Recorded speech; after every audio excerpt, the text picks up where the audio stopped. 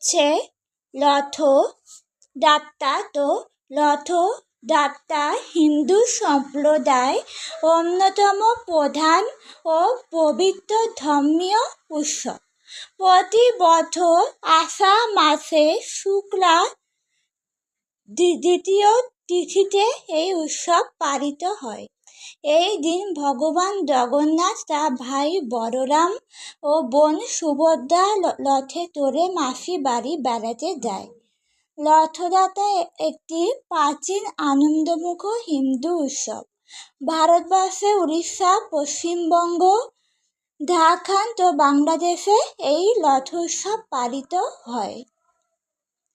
পৌরাণিক কাহিনী অনুযায়ী রথযাত্রা মূলত ভগবান জগন্নাথের গুন্ডিচা মন্দিরে গমন বা মাসির বাড়ি যাওয়ার স্মরণে উদযাপিত হয়।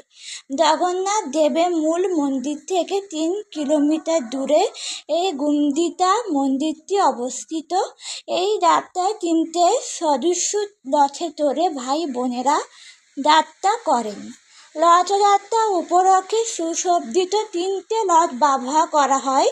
জগন্নাথ দেবের রথের নাম নন্দীঘোষ, বলরাম দেবের রথের নাম তালধ্বজ এবং সুভদ্রার রথের নাম দর্পদলন বা পদ্মধ্বজ। এই রথগুলি কাঠের তৈরি হয় এবং নানা রঙের কাপড় ও ফুলে সাজানো হয়।